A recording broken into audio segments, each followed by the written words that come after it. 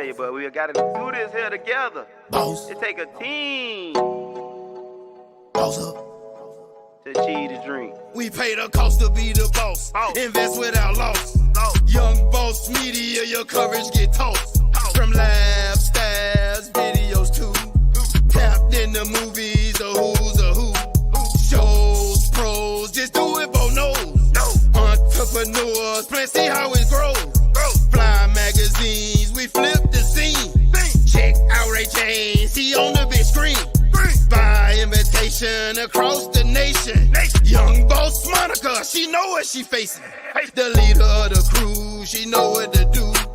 Check her out the front if you wanna come through. Only if you got her master plan. Make it in the control room, holla at Stan. Bless the hairstyle, thank God we healthy. Bossed up media, we taking over Chelsea. Young Boss Media, who you need is us. In this community, what we feeding ya. Young Boss Media, who you need is us. In this community, what we feeding ya. Young Boss Media, who you need is us. In this community, what we feeding ya.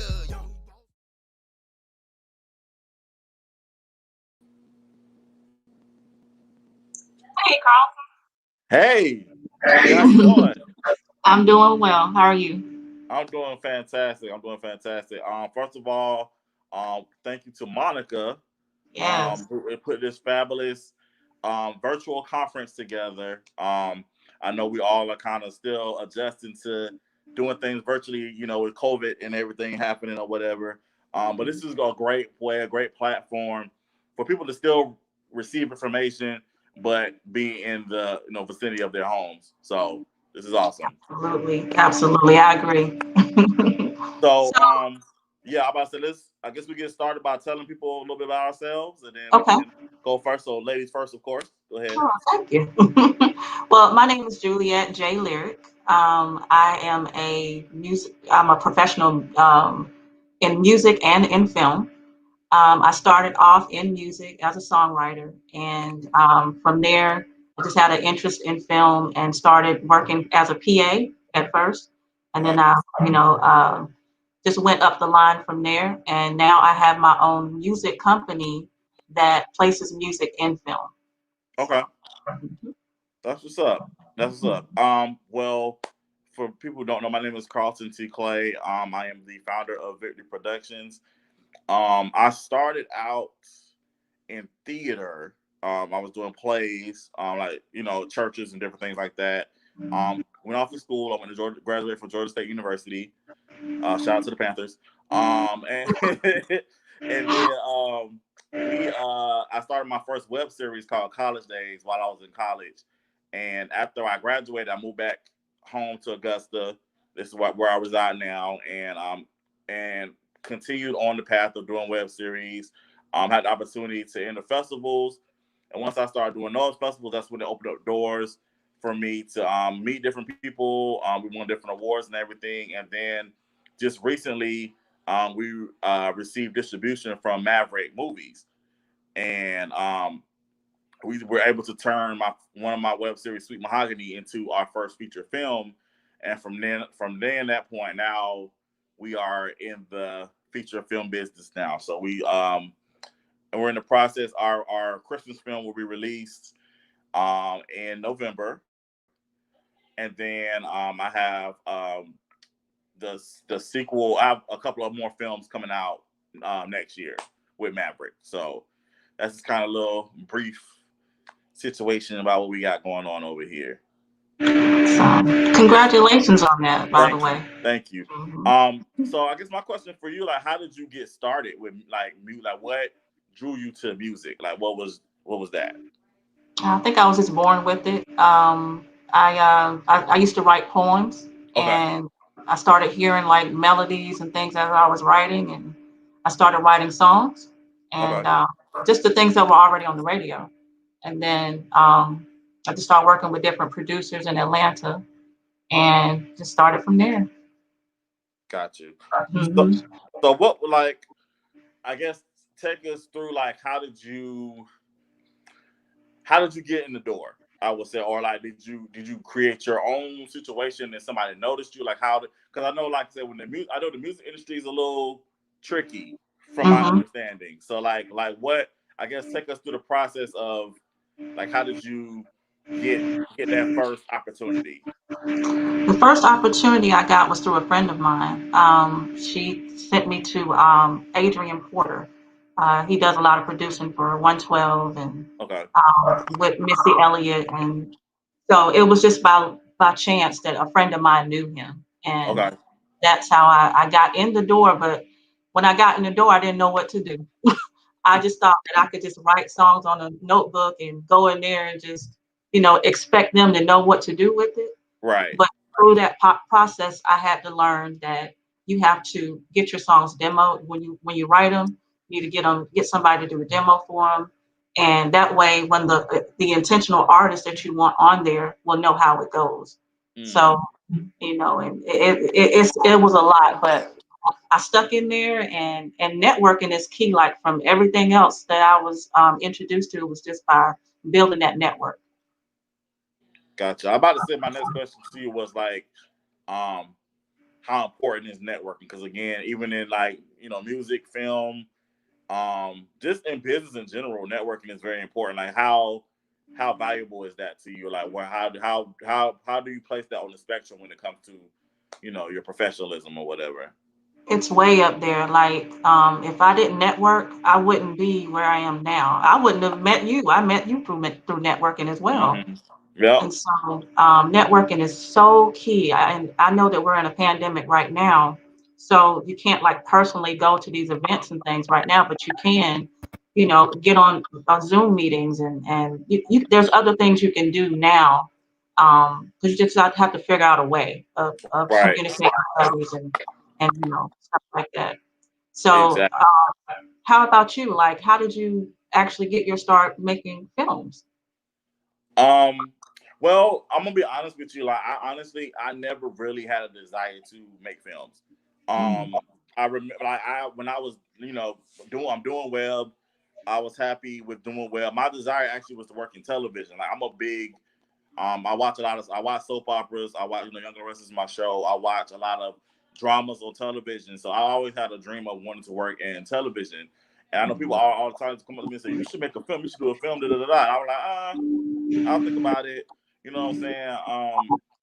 But I love creating serials. I love creating characters that you can build over time. With a film, it's like you have that 2 hour, 30 minutes, 2 hours to build those characters and tell that story. You can't assume that you're gonna get a sequel, so you got to like go ahead and do it, in that time frame. With a series, you got time to develop it and really bring layers to the characters or whatever. You have time to do all that stuff. But to answer your question, what ended up happening again, I entered my series Sweet Mahogany into a web festival, and it got accepted, and we ended up getting a distribution prize from Maverick Movies. And Maverick, for people who don't know Maverick Movies, know what that is. It's a distribution company out in Florida, and they basically send your movies out to different streaming services, like things like places you can't get on yourself. Like you have a distributor who sends them out to all those distribution companies, television networks, different things like that. So we got a deal with Maverick through the web festival. They love Sweet Mahogany, and they were like, we want to turn it into a film. And so what I ended up doing was we only did 2 seasons of Sweet Mahogany, so I ended up taking season 1 and made that the first film, and then season 2 was like the sequel. And we're waiting to get word if we're going to be able to do a third one, which would be great because that'll be brand new for people who haven't seen Sweet Mahogany. But that's kind of how I got into filmmaking, honestly, because people believed in my work, and it was all right. We want to see you on a bigger platform, and from then I was able to actually write. I wrote an original film called My Brother's Keeper. They loved that, and they went behind that to distribute that. That's going to be coming out next year, and they wanted me to do a Christmas movie this year. So again, it's about like you said, it's about networking and building those relationships. I always stress this for filmmakers, or not just filmmakers, but web series people particularly do not download festivals. Like, festivals are a great way to get your work out there. People can see your work. Also, festivals are a great way to network and meet people. Not only are you meeting people that are on your level and are doing things, the same things you're doing, y'all can collab or, bounce ideas off each other, but you're also meeting like executives, professionals that are in mainstream. I remember my first time going to the LA Web Fest, I met the acquisitions director of CBS. And I was able to get her contact information. I actually sent her my work. And she was like, "This is great. I love what you're doing." And she told me I need to get an agent and all this other stuff. So it was just, you have the opportunity to kind of, again, meet those people that can help take your career to the next level. So don't forsake those small beginnings. I tell people that all the time. So definitely look into your festivals. Find out ways how you can have your screenings locally. Because once you get your name out there locally, like word of mouth is key. I think word of mouth is the biggest. It's free promotion, pretty much, and that's the biggest way to get your name out there. So, doing stuff like that can help you build a buzz around what you got going on. So, I tell people that all the time. That's what helped me get into actually becoming a filmmaker. I never considered myself a filmmaker. I always said I was a content creator because I didn't make films, but now I consider myself a filmmaker because I made a few films now. So.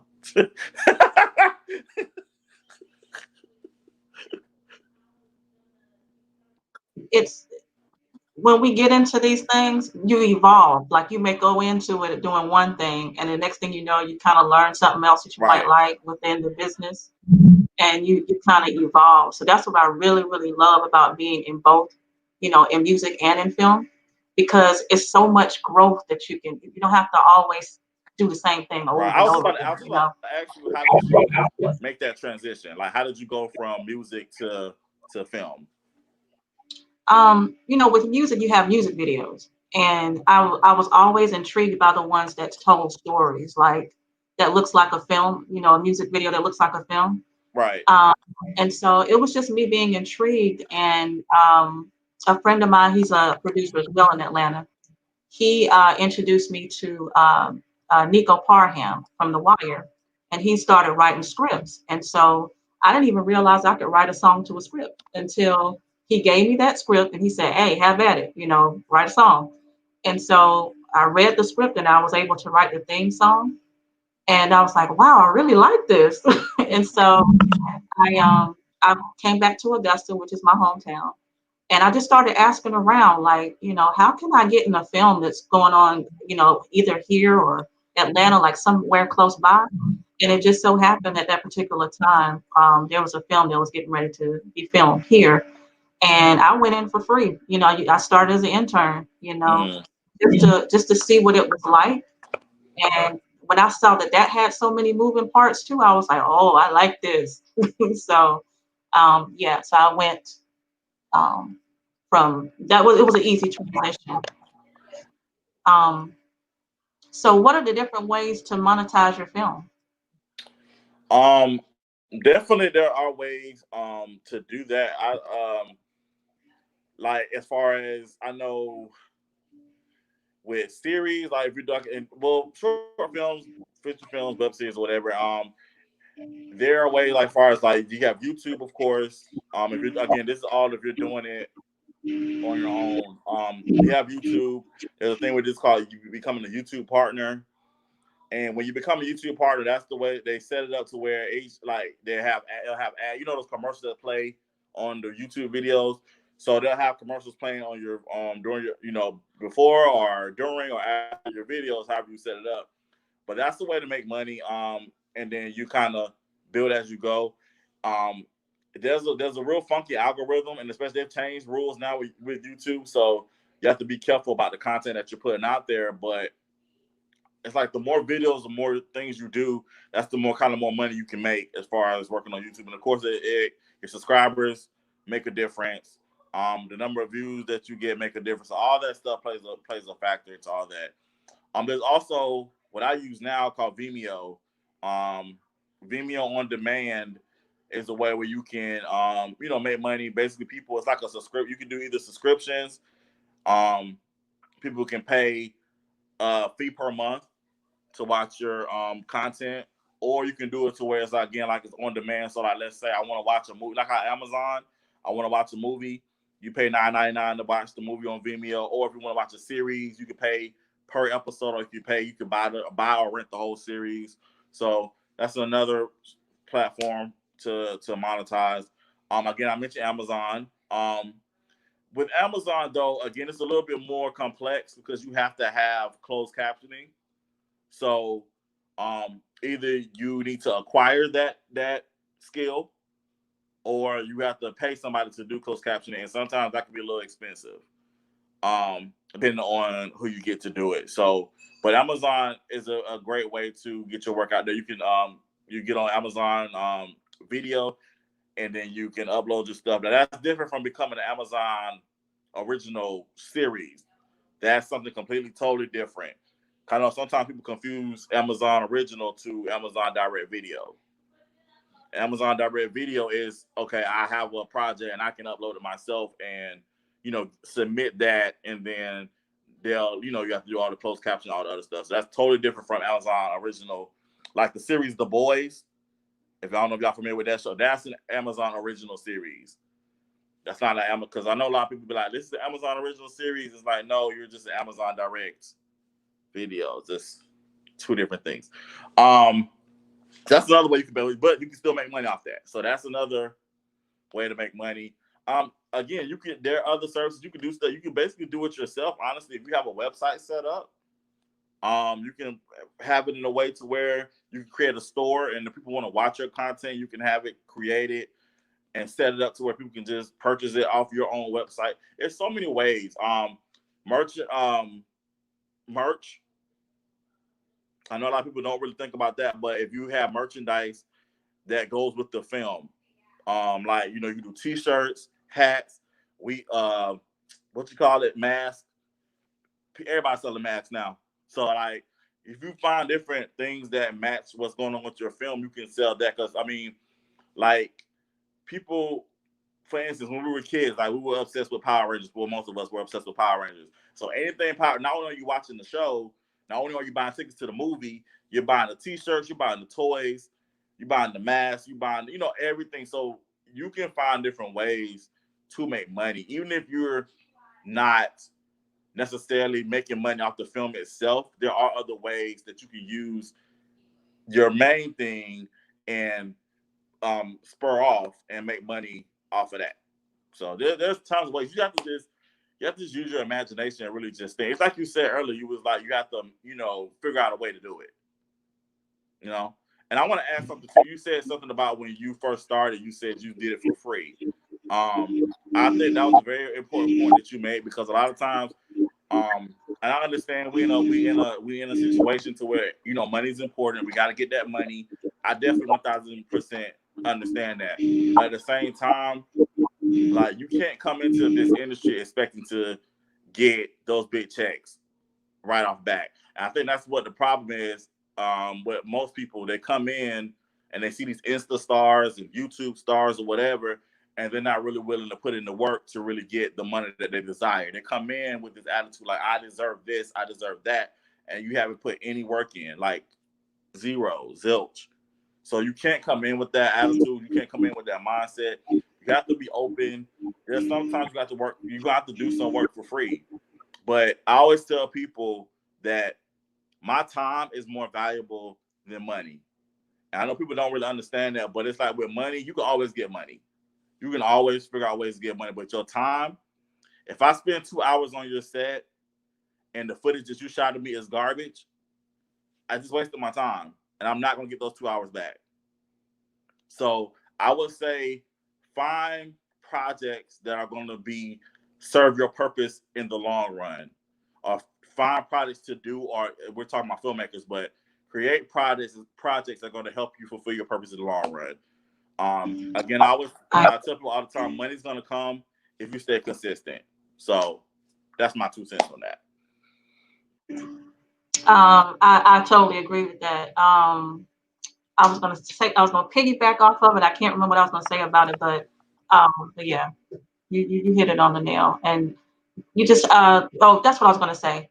You're more valuable when you put the work in. Even though you may start for free, you become hireable. Like they'll pay you more money because of the experience that you have. So you just have to hang in there, and you have to learn everything first before you jump in thinking like, oh, I'm a star and I'm a pro at this. It doesn't work that way. Absolutely. And it Absolutely. takes years actually to get all this stuff down. Yeah, definitely. Yeah, I just think again, we need to have a mind shift. It needs to be a shift.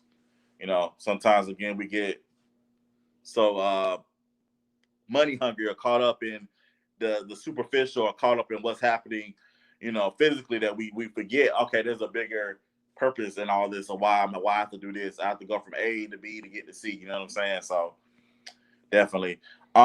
So where can people, I guess, because we're like 6 minutes in, like I mean, we got 6 minutes left, and that 30 minutes is like going by real fast. Where can people, I guess, like, you know, check out what you got going on? Because I know people are going to want more information from you because you've done a lot. You're making strides, and I know you can and want to help people get to where you are, because you know you started here and then now you're here. So it's like people, you know, I know you have a heart to help people. So like, how can people like get more information or reach out to you or check out your stuff, what you got going on?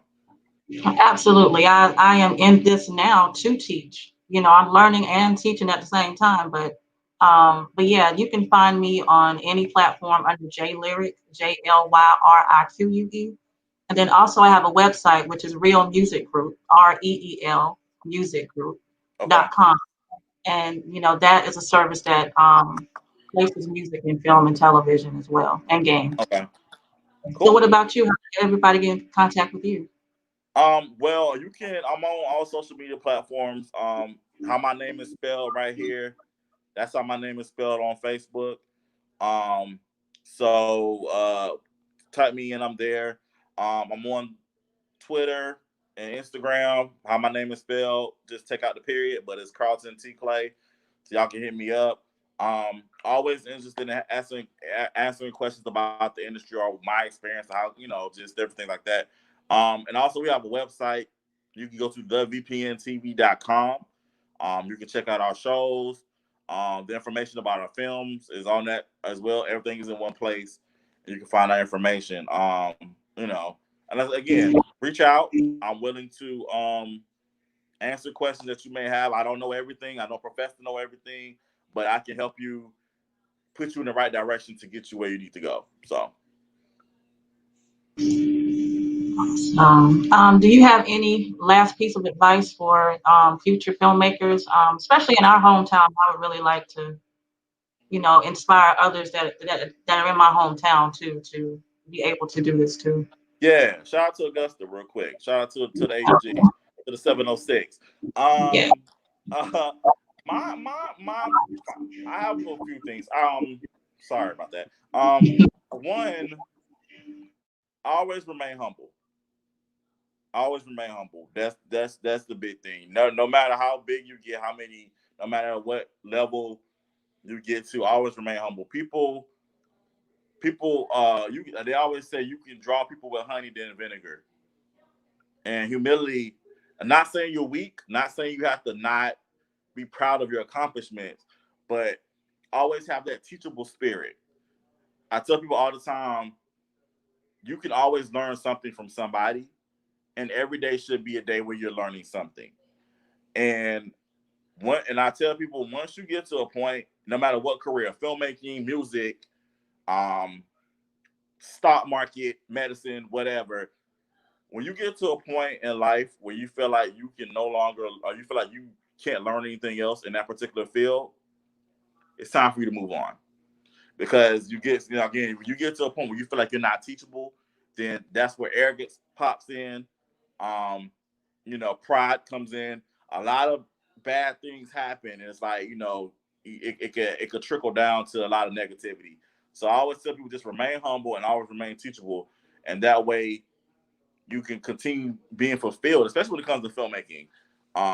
Because again, we all can learn something from somebody. Even interns, I feel like there are a lot these new generation of people coming up in the industry.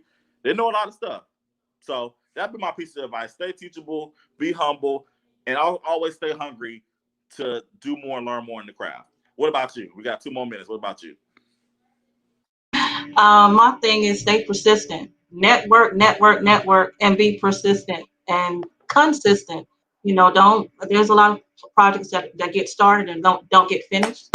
Um, let's stay consistent with what we're doing. So that's pretty much all I can say. I had Because to you clap on nailed that one.